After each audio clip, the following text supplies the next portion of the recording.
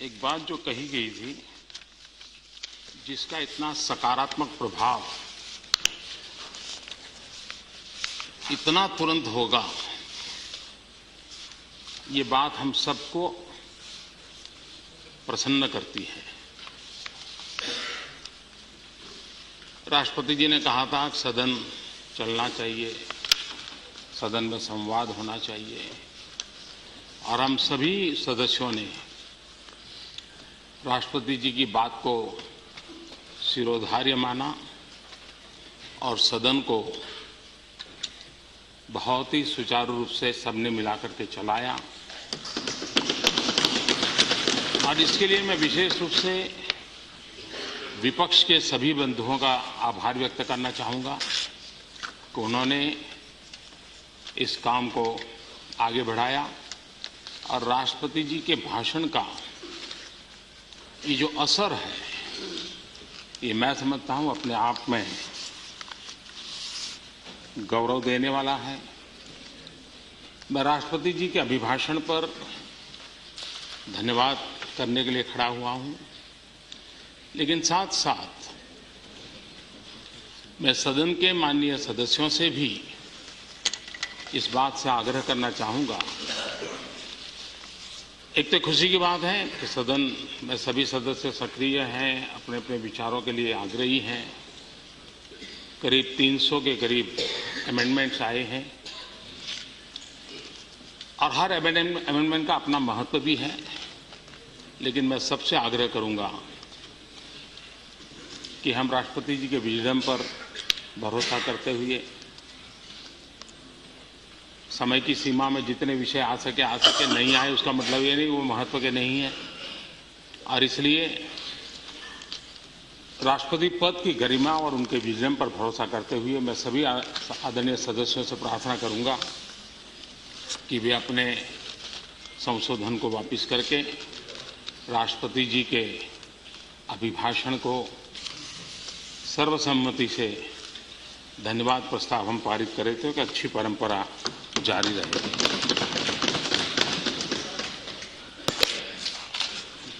हम सब ने देखा होगा कि कल रात को 12 बजे तक लोकसभा का सत्र चला। 2 दिन पूर्व यह सदन भी देर शाम तक बैठा था।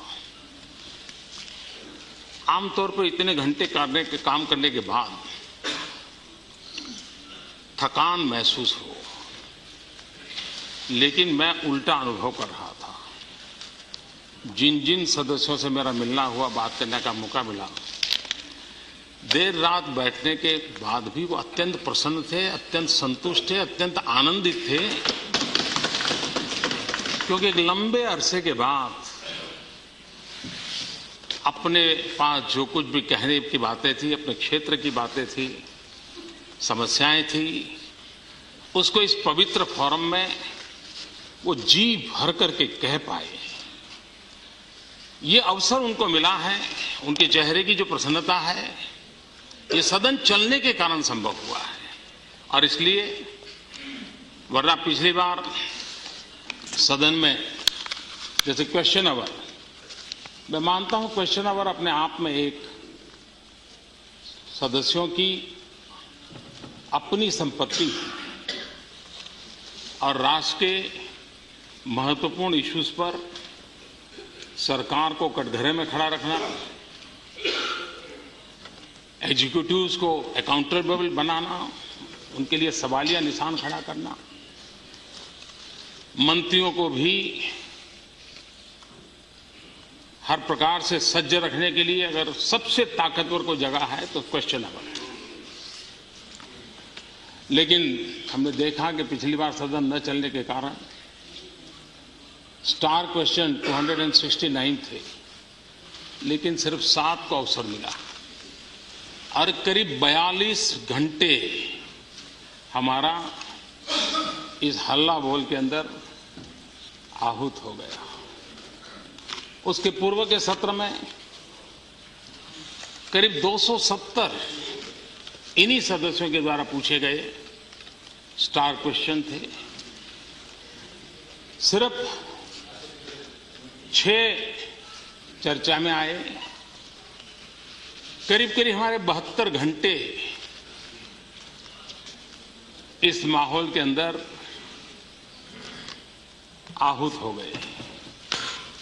इस बार हमारे विजडम ने, हमारे अनुभव ने, हमारी जिम्मेवारियों ने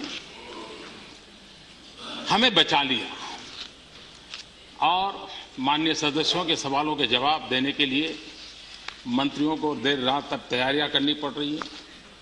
एग्जीक्यूटिव्स को भी हिसाब देने के लिए सज्ज रहना पड़ रहा है और यही लोकतंत्र की ताकत है। और इस ताकत को मैं समझता हूं कि हम जितना तवज्जो दें उतना कम है। एक बात जरूर है, मृत्यु को एक वरदान है। अब मृत्यु का ऐसा वरदान है कि मृत्यु कभी बदनाम नहीं होता, कभी मृत्यु पर आरोप नहीं लगते। कोई मरे तो एक कैंसर से मरा है, आरोप कैंसर पे जाता है। कोई मरे तो एक अकस्मात मरा है तो अकस्मात पर आरोप जाता है, मृत्यु पर नहीं जाता।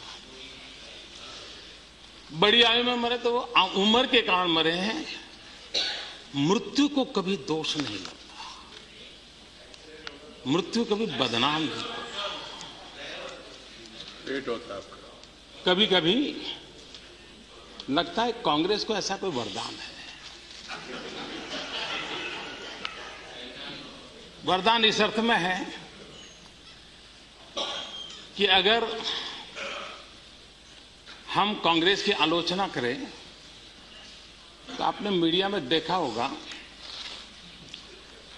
विपक्ष पे हमला, विपक्ष पे आरोप, कभी ये नहीं आता है कि कांग्रेस पे हमला, कांग्रेस पे आरोप। हम अगर शरद जी के खिलाफ कुछ कहें, मायावती जी के खिलाफ कुछ कहें तो अखबार में आएगा, टीवी में आएगा कि बीएसपी पर हमला, जेडीयू पर हमला, शरद जी पर हमला, मायावती जी।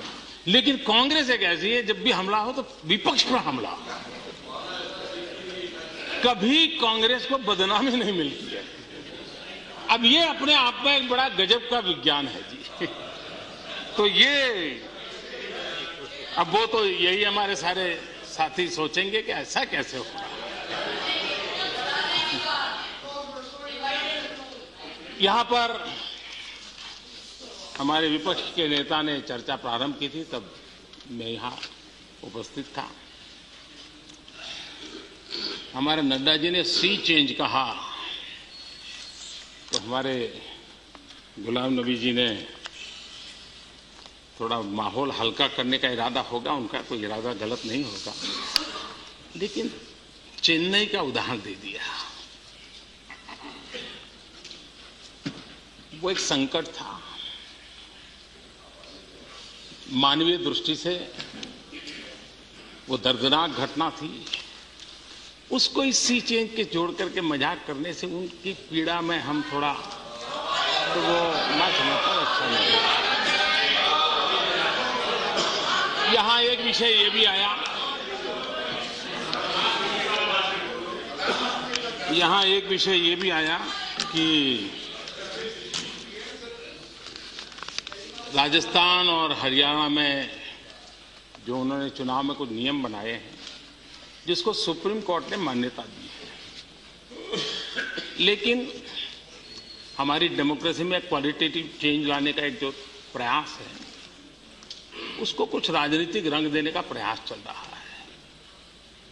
मतभेद हो सकता है, लेकिन मैं चाहूंगा कि जो लोग इतने बड़े प्रखरता के साथ ये कहते हैं कि जो अशिक्षित रहे उनका क्या, मैं खास करके गुलाम नबी साहब से और उनके साथियों से आग्रह करूंगा कि जो 5 राज्यों में चुनाव होने वाले हैं, कम से कम 30% लोगों को, अनपढ़ लोगों को टिकट दे, बिल्कुल अनपढ़ लोग। तो जो वो कह रहे हैं उसमें उनका क्या कमिटमेंट वो पता चलेगा। अनपढ़ की इतनी चिंता है, होनी भी चाहिए। लेकिन मेरा एक अनुभव शेयर करता हूं। मैं गुजरात में जब था तो हर वर्ष जून महीने में 13, 14, 15 जून कन्या शिक्षा को लेकर के बेटियों को बढ़ाने के लिए गुजरात में कैंपेन चलाता था। बैठ जाइए please, please sit down. Campaign चलाता था और प्लीज सिट डाउन। गुजरात में जून महीने में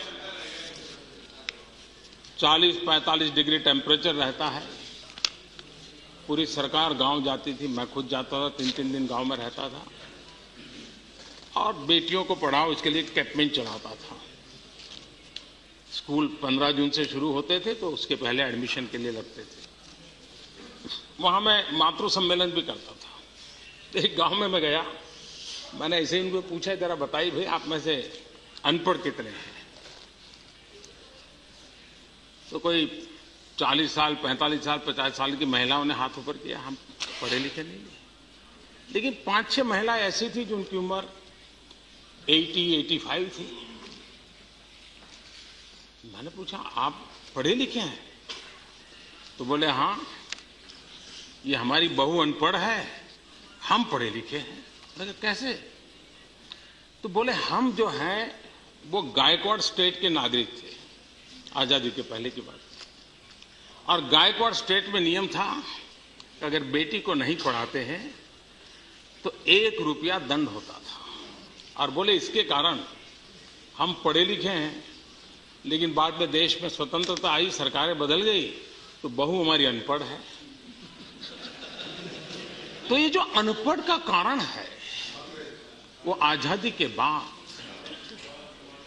जो हमारी कमियां रही है उससे, और इसलिए हमने चिंता शिक्षा की करने की जरूरत है ताकि ये जो कठिनाई है उस कठिनाइयों से हम बाहर आ सकते हैं।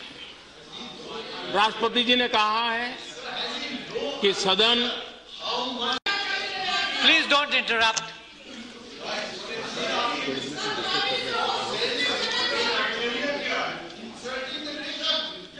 पहले आकाशवाणी में प्लीज आकाशवाणी रेडियो पर प्लीज आकाशवाणी रेडियो पर एक कार्यक्रम चलता था और गुजराती में जो शब्द था, मैं मुझे मालूम नहीं हिंदी में वही शब्द है क्या, बिसराते सूर, यानी जो भूले बिसरे गीत हैं उनका कार्यक्रम आखिरी पर। तो अब कुछ लोगों का ये टेन्योर पूरा हो रहा है तो स्वाभाविक है कि आखिर में कुछ तो ये भूले बिसरे सूर आखिर में सुनाई तो देने चाहिए।